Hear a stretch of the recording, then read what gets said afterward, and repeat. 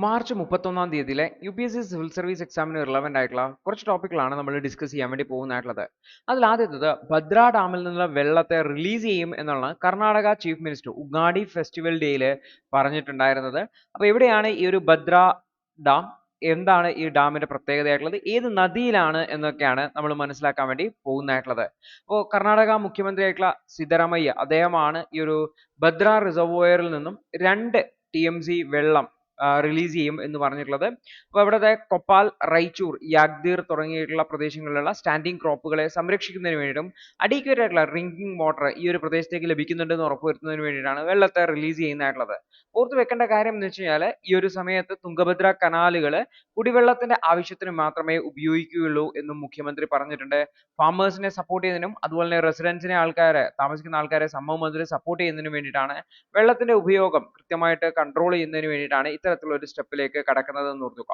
അപ്പോൾ ഭദ്ര ഡാമിനെ തന്നെയാണ് ലക്കാവല്ലി ഡാം എന്ന് വിളിക്കുന്നതായിട്ടുള്ളത്. ഇത് ഭദ്ര റിസർവോയർ ആണ് ലൊക്കേറ്റ് ചെയ്തിട്ടുള്ളത്. ഇത് ഭദ്ര എന്ന് പറയുന്ന നദിയുണ്ട്, തുംഗഭദ്രയുടെ ഒരു ട്രൈബ്യൂട്ടറിയാണ് ഭദ്ര എന്ന് പറയുന്നതായിട്ടുള്ളത്. ഈ ഒരു ഭദ്ര റിവറിലാണ് ഉള്ളത് എന്ന് ഓർക്കുക. കർണാടകയിലെ ചിക്കമല്ലൂർ ഡിസ്ട്രിക്റ്റിലാണ് എന്നുകൂടി ഓർക്കുക. ഭദ്രാവതി അതുപോലെ തരിക്കേരെ എന്ന് പറയുന്ന ബോർഡർ ഏരിയയിലാണ് ഭദ്ര ഡാം ലൊക്കേറ്റ് ചെയ്തിട്ടുള്ളത് എന്നുകൂടി ഓർക്കുക. കർണാടകത്തിലാണ് എന്നുകൂടി ഓർത്തു വയ്ക്കാൻ വേണ്ടിയിട്ട് ശ്രമിക്കാം. അടുത്തത് ഇന്ത്യൻ എഡ്യൂക്കേഷനെ ബാധിക്കുന്ന 3 C's ആണ് ഇന്ത്യൻ എഡ്യൂക്കേഷന്റെ ഏറ്റവും വലിയ പ്രശ്നം എന്നാണ് ഇവിടെ നമ്മുടെ സോണിയാഗാന്ധി പറയുന്നതായിട്ടുള്ളത്. അപ്പോൾ നമുക്ക് നോക്കാം എന്താണ് ഈ ഒരു 3C, പ്രത്യേകിച്ചും നമ്മുടെ നാഷണൽ എഡ്യൂക്കേഷൻ പോളിസിയുമായി ബന്ധപ്പെട്ടുള്ള ഒരു ഇഷ്യൂ ആണ് ഹൈലൈറ്റ് ചെയ്യുന്നതായിട്ടുള്ളത്. അപ്പോൾ നാഷണൽ എഡ്യൂക്കേഷൻ എന്ന് പറയുന്ന പോളിസിയിൽ എഡ്യൂക്കേഷനെ സെൻട്രലൈസ് ചെയ്യാൻ വേണ്ടി ശ്രമിക്കുകയാണ് ചെയ്യുന്നത് എന്നാണ് ഓഥർ ഹൈലൈറ്റ് ചെയ്യുന്നതായിട്ടുള്ളത്. അതായത് സംസ്ഥാനങ്ങളുടെ അധികാരത്തെ ഇല്ലാതാക്കുന്നതിന് വേണ്ടിയിട്ടും സെൻട്രൽ ഗവൺമെന്റിന്റെ കയ്യിലേക്ക് പൂർണ്ണമായിട്ട് അധികാരം കൊണ്ടുവരുന്നതിനുമായിട്ടാണ് ശ്രമിക്കുന്നത് എന്നുള്ളതാണ്. അതിനു വേണ്ടിയിട്ടാണ് 2019 ശേഷം central advisory board for education convene ചെയ്തിട്ടില്ല എന്നുള്ളതാണ്. അതുപോലെ തന്നെ സമഗ്ര ശിക്ഷ അഭിയാൻ പോലുള്ള സ്കീമുകൾ നടപ്പിലാക്കുന്നതിന് വേണ്ടിയിട്ട് PM ശ്രീസ് പോലുള്ള സ്കീമുകൾ നടപ്പിലാക്കാൻ വേണ്ടിയിട്ട് ഭയങ്കരമായിട്ട് ഫോഴ്സ് ചെയ്യുന്നുണ്ട്. തമിഴ്നാട്ടിലൊക്കെ ഫണ്ട് കൊടുക്കാതെ അവരെ ചെയ്യുന്ന കാണാൻ പറ്റും. അപ്പോൾ നാഷണൽ എഡ്യൂക്കേഷൻ പോളിസി പ്രൈവറ്റ് സെക്ടറിനെ, അതായത് സ്കൂൾ വൗച്ചേഴ്സ് അല്ലെങ്കിൽ എഡ്ടെക് മോഡലിൽ എൻട്രി ചെയ്യാനുള്ള ഒരു അവസരം ഒരുക്കുന്നുണ്ട്. അതായത് എഡ്യൂക്കേഷനെ കൊമേഴ്ഷ്യലൈസ് ചെയ്യാൻ വേണ്ടി ശ്രമിക്കുകയാണ് ഈ ഒരു നാഷണൽ എഡ്യൂക്കേഷൻ പോളിസിയിലൂടെ എന്നാണ് ഓഥർ പറയുന്നതായിട്ടുള്ളത്. കൂടാതെ EWS റിസർവേഷൻ സംഭവങ്ങൾ അല്ലെങ്കിൽ പബ്ലിക് എഡ്യൂക്കേഷനിൽ കൃത്യമായിട്ടുള്ള ഫണ്ടിങ്ങുകൾ നടക്കുന്നില്ല എന്നതൊക്കെ ഗവൺമെന്റിന്റെ ഭാഗത്തുള്ള വീഴ്ചയാണ്. അതുപോലെ തന്നെ വൈസ് ചാൻസലേഴ്സിനെ അപ്പോയിന്റ് ചെയ്യുന്നതുമായി ബന്ധപ്പെട്ട് UGCയുടെ ഒരു ഡ്രാഫ്റ്റ് റെഗുലേഷൻ വന്നിട്ടുണ്ടായിരുന്നു. അതും നമ്മൾ ഒരുപാട് ഡിസ്കസ് ചെയ്തിട്ടുണ്ടായിരുന്നു. അതും ഈ ഒരു സെൻട്രൽ ഗവൺമെന്റിന്റെ ഈ ഒരു കൊമേഴ്ഷ്യലൈസേഷൻ അല്ലെങ്കിൽ സെൻട്രലൈസേഷൻ ടെൻഡൻസിനെ കാണിക്കുന്നത് എന്നുള്ളതാണ്. മറ്റൊന്നാണ് കമ്മ്യൂണലൈസേഷൻ ടെൻഡൻസീസ് ഉണ്ട് എന്നുള്ളതാണ്. അപ്പോൾ NCERT ടെക്സ്റ്റ് ബുക്കുകളിലും മറ്റുമൊക്കെ ഒരുപാട് കാര്യങ്ങൾ മാറ്റം ചേർക്കുകയും ഭരിക്കുന്ന പാർട്ടിയുടെ താല്പര്യത്തിനനുസരിച്ച് പുതിയ കാര്യങ്ങൾ ചേർത്തെഴുതുന്ന രീതികളുണ്ട് എന്നുള്ളതാണ്. പ്രത്യേകിച്ച് മുഗൾ ഹിസ്റ്ററി, കോൺസ്റ്റിറ്റ്യൂഷണൽ വാല്യൂസ്, പ്രീആമ്പിൾ തുടങ്ങിയുള്ള പല മേഖലകളിലും എഡിറ്റുകൾ ഉണ്ടാവുന്നുണ്ടായിരുന്നു.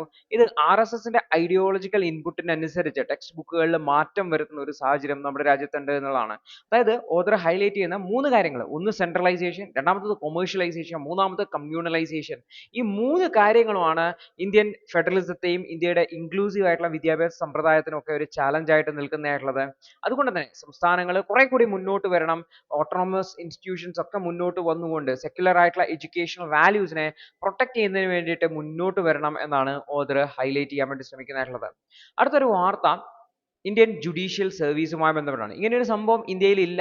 Indian administrative service, Indian police service എന്നൊക്കെ പറയുന്ന പോലെ ഇന്ത്യൻ ജുഡീഷ്യൽ സർവീസ് സ്റ്റാർട്ട് ചെയ്തൂടെ, സോ ദാറ്റ് ഇത്തരത്തിലുള്ള എക്സാമുകളിലൂടെ എലിജിബിൾ ആയിട്ടുള്ള ആൾക്കാർ വരുന്നു എന്ന് ഉറപ്പുവരുത്താൻ വേണ്ടി പറ്റും. പ്രത്യേകിച്ചും അലഹാബാദ് ഹൈക്കോടതിയിൽ ജഡ്ജസിനെ റിക്രൂട്ട് ചെയ്തതുമായി ബന്ധപ്പെട്ട ഇഷ്യൂ, പ്രത്യേകിച്ച് അദ്ദേഹം ഡൽഹി ഹൈക്കോടതിയിൽ എത്തുകയും അദ്ദേഹത്തിന്റെ വീടുകളിൽ വെച്ച് ഒരുപാട് പണം കണ്ടെത്തുകയും ചെയ്തതുമായി ബന്ധപ്പെട്ട ഇഷ്യൂ ആണ്. റീസെന്റ് ആയിട്ടുള്ള സുപ്രീം ഹൈക്കോടതി ജഡ്ജസിന്റെ കറപ്ഷൻ പ്രോബുമായി ബന്ധപ്പെട്ടുകൊണ്ടാണ് ജുഡീഷ്യൽ ഒപ്പാസിറ്റി അല്ലെങ്കിൽ ജുഡീഷ്യറിയുമായി ബന്ധപ്പെട്ട ഒരു കറയെ മായ്ക്കാൻ വേണ്ടിയിട്ടാണ് ഇത്തരത്തിലുള്ള ഇന്ത്യൻ ജുഡീഷ്യൽ സർവീസ് പോലുള്ള ഒരു സർവീസ് കൊണ്ടുവന്നൂടെ ചെയ്യുന്നത്. കാരണം നിലവിലുള്ള കൊളീജിയൻ സിസ്റ്റം എന്ന് പറഞ്ഞു കഴിഞ്ഞാൽ ട്രാൻസ്പാരന്റ് അല്ല, നെപ്പോട്ടി, ഇഷ്ടമുള്ള ആൾക്കാർക്ക് കൊടുക്കുന്ന രീതിയിലുള്ള ഒരു സിസ്റ്റമാണ് എന്നുള്ളതാണ്. അതിന് പകരമായിട്ട് ഇന്ത്യൻ ജുഡീഷ്യൽ സർവീസ് കൊണ്ടുവരിക, നാഷണൽ ജുഡീഷ്യൽ അപ്പോയിന്റ്മെന്റ്സ് കമ്മീഷനെ റിവൈവ് ചെയ്യുന്നതുമായി ബന്ധ ഡിബേറ്റ് ഉണ്ട്. അതിനേക്കാൾ ബെറ്റർ ആയിട്ട് ഇന്ത്യൻ ജുഡീഷ്യൽ സർവീസ് ക്രിയേറ്റ് ചെയ്യുക എന്നുള്ളതാണ്. മെറിറ്റ് ബേസ്ഡ് ആയിട്ടുള്ള ഓൾ ഇന്ത്യ സർവീസ് ആയിട്ട് ജുഡീഷ്യൽ സർവീസിനെ കൊണ്ടുവരിക എന്നുള്ളതാണ്. അപ്പോൾ കൃത്യമായിട്ടുള്ള ഡൈവേഴ്സിറ്റി ഉറപ്പുവരുത്താൻ വേണ്ടി പറ്റും. വിവിധ തലത്തിലുള്ള ആൾക്കാരുടെ റെപ്രസെന്റേഷൻ ഉറപ്പുവരുത്താൻ വേണ്ടി പറ്റും.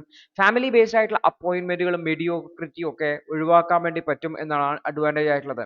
കൂടാതെ UPSCയുടെ രീതിയിലുള്ള റിക്രൂട്ട്മെന്റ് പ്രോസസ്സ് ഒക്കെ നടത്തുകയാണെങ്കിൽ കൃത്യമായിട്ടുള്ള ട്രെയിനിങ് ഒക്കെ നടത്തി ട്രെയിനിങ്ങിന് ശേഷം പെർഫോമൻസ് റിവ്യൂ ഒക്കെ പരിഗണിച്ചുകൊണ്ട് അവരെ അപ്പോയിന്റ് ചെയ്യാവുന്നതാണ്. അപ്പോൾ കുറച്ചുകൂടി ട്രാൻസ്പാരന്റ് ആണ്, കുറച്ചുകൂടി കോമ്പറ്റീറ്റീവ് ആണ് ഇന്ത്യൻ ജുഡീഷ്യൽ സർവീസ് എന്ന് പറയുന്നത്. ജനങ്ങൾക്ക് ജുഡീഷ്യറിയുടെ മേലെ വിശ്വാസത്തെ ഊട്ടിയുറപ്പിക്കാൻ വേണ്ടി ഇത് സഹായിക്കും എന്നുള്ളതാണ്.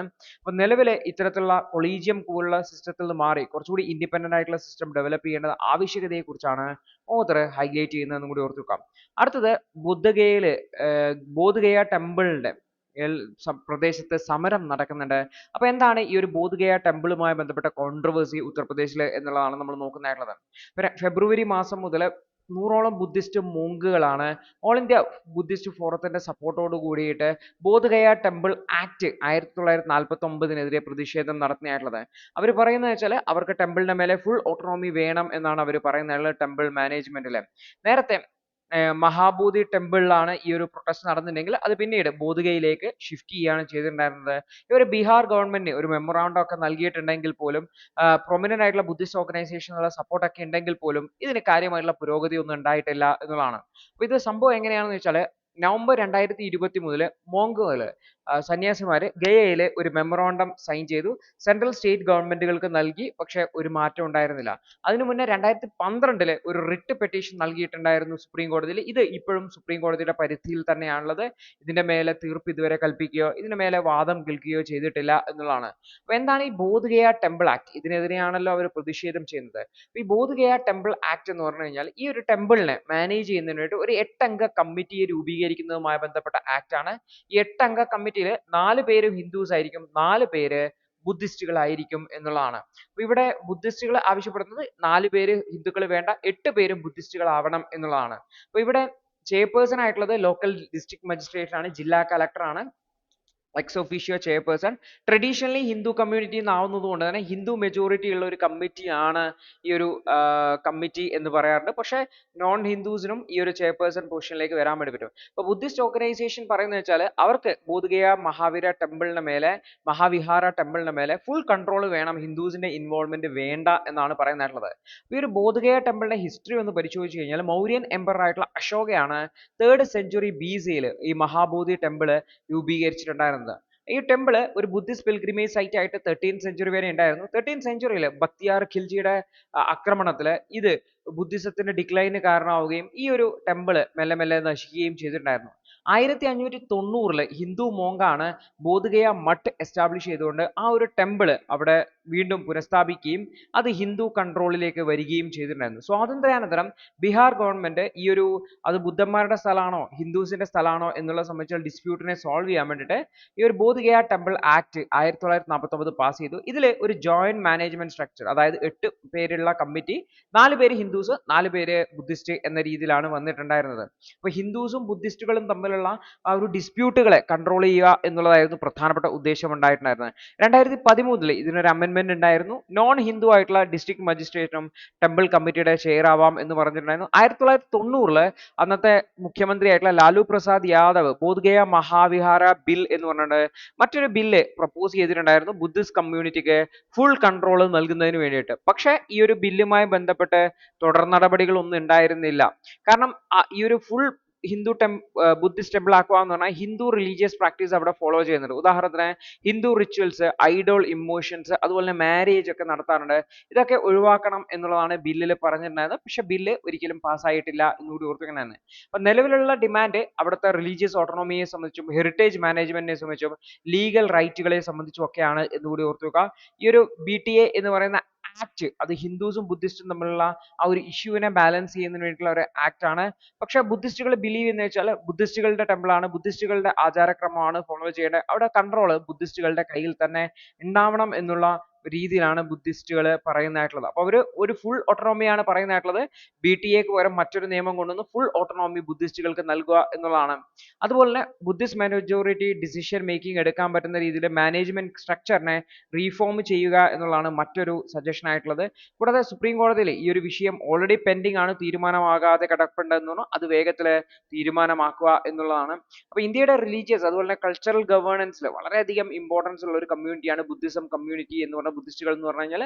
അവരുടെ ആവശ്യങ്ങളെ മനസ്സിലാക്കുകയും പ്രശ്നങ്ങൾ പരിഹരിക്കേണ്ടതായിട്ടുണ്ട്. അവരുടെ ഇന്ത്യയുടെ മോഡേൺ ഡിമാൻഡ്സിനനുസരിച്ചുള്ള പ്രശ്നങ്ങളെ സോൾവ് ചെയ്യേണ്ടതായിട്ടുണ്ട് എന്നുകൂടി ഓർത്തു വയ്ക്കേണ്ടതായിട്ടുണ്ട്. അടുത്തൊരു വാർത്ത പാർക്കർ സോളാർ പ്രോബുമായി ബന്ധപ്പെട്ടാണ്. സൂര്യന്റെ വളരെ അടുത്തേക്ക് പോയിട്ടുള്ള ഒരു പ്രോബാണ് പാർക്കർ സോളാർ പ്രോബ് എന്ന് പറയുന്നതായിട്ടുള്ളത്. ഇപ്പൊ നാസയാണ് പാർക്കർ സോളാർ പ്രോബ് റിലീസ് ചെയ്തിട്ടുള്ളത്. സൂര്യനിൽ നിന്നും 6.1 മില്യൺ കിലോമീറ്റർ അടുത്ത് വരെ എത്തിയിട്ടുണ്ട് ഡിസംബർ 24. ഏതെങ്കിലും ഒരു സ്പേസ് ക്രാഫ്റ്റ് സൂര്യന്റെ ഏറ്റവും അടുത്ത് പോയിട്ടുണ്ടെങ്കിൽ അത് ഈ ഒരു സോളാർ പ്രോബാണ് എന്ന് കൂടി ഓർത്തുക. Parker solar പ്രോബാണ്. ഏകദേശം 7 വർഷം എടുത്തിട്ടാണ് ഇത് സൂര്യന്റെ അടുത്ത് എത്തിയിട്ടുള്ളത്. മാർച്ച് 22-നും ജൂൺ 19, 2025-നും സൂര്യനോട് ഏറ്റവും അടുത്ത അകലത്തിലേക്ക് ഈ ഒരു പ്രോബ് എത്തും എന്ന് കൂടി ഓർത്തു വെക്കുന്നതാണ്.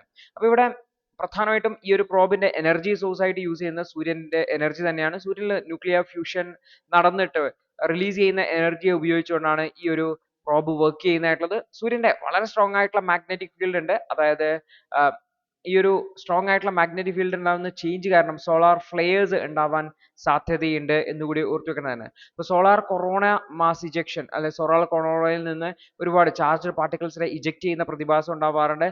ഈ ഒരു പ്രതിഭാസത്തെ കുറിച്ചൊക്കെ പഠിക്കാൻ വേണ്ടിയിട്ട് ശ്രമിക്കുന്നുണ്ടെന്ന് ഓർത്ത് വെക്കുക. അപ്പോൾ കൊറോണൽ മാസ് ഇജക്ഷൻ എന്ന് പറയുന്നത് ഒരുപാട് നെഗറ്റീവ് ഇമ്പാക്ട് ഭൂമിയിൽ ഉണ്ടാക്കും. ഇലക്ട്രിക് ഗ്രിഡുകൾക്ക് തകരാറുണ്ടാകും, ടെലികമ്മ്യൂണിക്കേഷൻ സിസ്റ്റത്തിൽ തകരാറുണ്ടാക്കും, ഓസോൺ ലെയർ നശിക്കും, സാറ്റലൈറ്റ് ഇൻസ്ട്രുമെന്റ്സ് ഒക്കെ നശിക്കാൻ സാധ്യതയുണ്ട് എന്ന് കൂടി ഓർത്ത് വെക്കുന്നതാണ്. അപ്പോൾ ഇന്ത്യയുടെ ആദ്യത്തെ L1 മിഷൻ ഇതും സൂര്യനെ കുറിച്ച് പഠിക്കാനുള്ള ഒരു മിഷൻ തന്നെയാണ് എന്നുകൂടി ഓർത്തു വയ്ക്കേണ്ടതായിട്ടാണ്.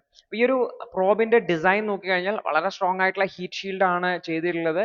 യൂജീൻ പാർക്കർ എന്ന് പറയുന്ന സോളാർ വിൻഡിനെ പ്രഡിക്റ്റ് ചെയ്ത ശാസ്ത്രജ്ഞന്റെ പേരിന്റെ ഓർമ്മയ്ക്കായിട്ടാണ് പാർക്കർ പ്രോബ് എന്ന് ഇതിനെ വിളിക്കുന്നതായിട്ടുള്ളത്. 2018-ലാണ് Delta IV റോക്കറ്റ് ഉപയോഗിച്ചുകൊണ്ട് കേപ്പ് കാനറവൽ നിന്ന് ഇത് പറന്നിട്ടുണ്ടായിരുന്നത്.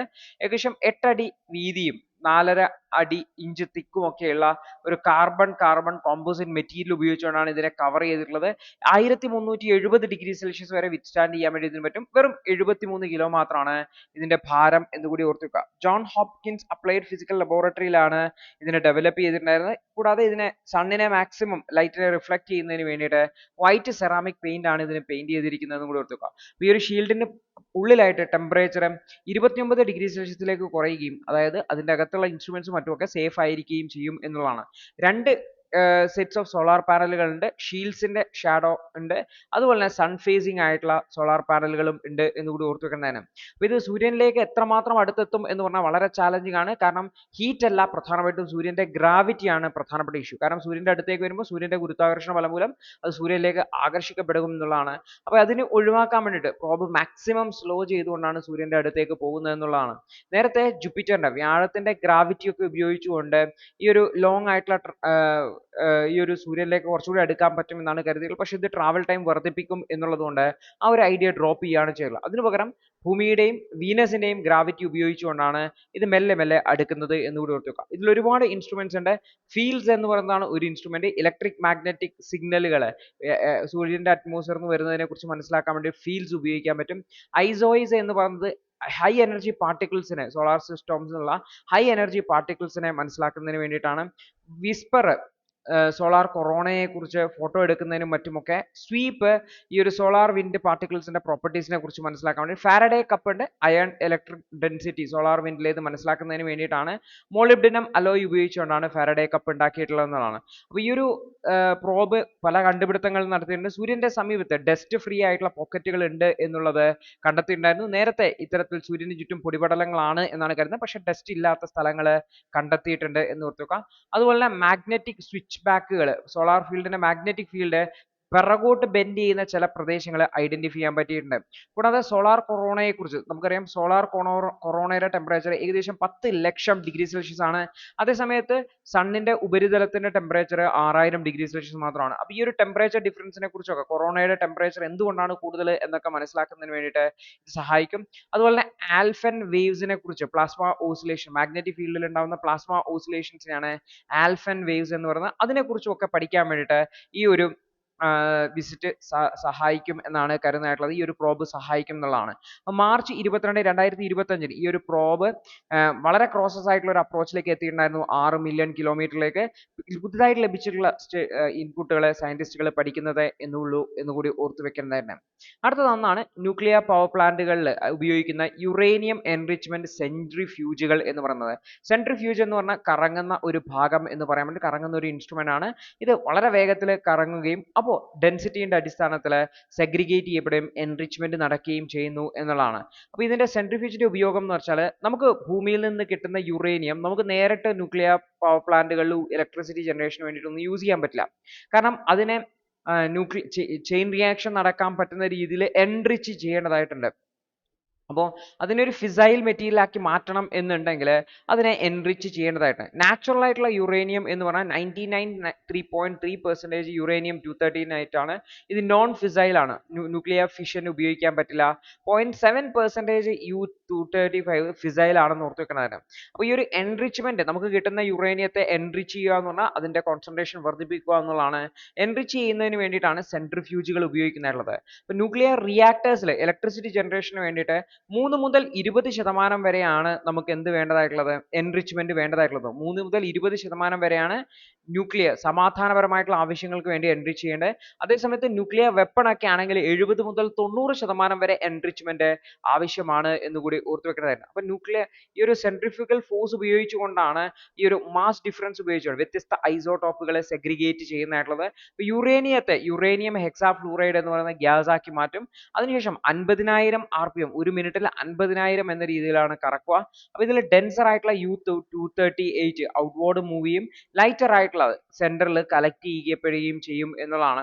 അതിനുശേഷം റിച്ച് ആയിട്ടുള്ള ഈ ഒരു പോർഷനെ നമ്മൾ സെൻട്രിഫ്യൂജിൽ നിന്നും ട്രാൻസ്ഫർ ചെയ്തെടുത്തിട്ടാണ് ഫിഷൻ മെറ്റീരിയൽ ആയിട്ട് യൂസ് ചെയ്യുന്നത് എന്ന് കൂടി ഓർത്ത് വെക്കാൻ തന്നെ. ഈ ഒരു സ്പിൻ ചെയ്യുന്ന ഭാഗം, സെൻട്രിഫ്യൂജിൽ സ്പിൻ ചെയ്യുന്ന ഭാഗം എന്ന് വെച്ചാൽ വളരെ ലൈറ്റ് വെയിറ്റ് ആയിട്ട് ഉണ്ടാക്കുക, കാർബൺ ഫൈബർ ഒക്കെ വെച്ചിട്ടാണ് ഉണ്ടാക്കുക. കാരണം വളരെ എക്സ്ട്രീം ആയിട്ടുള്ള 50,000 റവല്യൂഷൻ എന്ന് പറഞ്ഞാൽ ഹൈ സ്പീഡ് മോഷൻ ആണ്. അതിനെ അഡ്രസ് ചെയ്യാൻ വേണ്ടിയിട്ടാണ് എന്നുകൂടി ഓർത്ത് വെക്കുന്നതായിരുന്നു. അടുത്തൊരു വാർത്ത, ഒഡീഷയിലെ ഒരു ട്രെയിൻ ഡീറെയിൽ ചെയ്യപ്പെട്ടു, 3 പേര് ഇഞ്ചുറി ചെയ്തു, ഒരാൾ കൊല്ലപ്പെട്ടു എന്ന് പറഞ്ഞിട്ടുള്ള വാർത്തയാണ്. അപ്പോൾ ട്രെയിൻ ആക്സിഡൻസുമായി ബന്ധപ്പെട്ട് ഒരുപാട് വിഷയങ്ങൾ ഇന്ത്യയിൽ ഉണ്ടായിട്ടുള്ളതാണ്. അതുമായി ബന്ധപ്പെട്ടുള്ള ചോദ്യങ്ങളൊക്കെ വരുമ്പോൾ നിങ്ങൾക്ക് ഈ ഒരു ഉദാഹരണം കൂടി ഒന്ന് കൂട്ടി ചെയ്യാവുന്നതാണ്. അടുത്തത് സ്പേസ് എക്സിന്റെ മാസ് മിഷനുമായി ബന്ധപ്പെട്ടുള്ളതാണ്. സ്പേസ് എക്സ് മാസ് മിഷൻ പറഞ്ഞിട്ടുണ്ടായിരുന്നു, മാർസിലേക്ക് കോളനി സ്ഥാപിക്കുന്നൊക്കെ പറഞ്ഞിട്ടുണ്ടായിരുന്നു. പക്ഷെ കുറച്ച് ദിവസങ്ങളായിട്ട് അതൊന്നും കേൾക്കുന്നില്ല. അപ്പോൾ എന്താണ് അതുമായി ബന്ധപ്പെട്ട വാർത്ത എന്നുള്ളതാണ്. അപ്പോൾ 2029 കൂടിയിട്ട് മാർസിലേക്ക് എത്തിക്കും എന്നുള്ളതാണ് എലോൺ മസ്ക് പറഞ്ഞിട്ടുള്ളത്.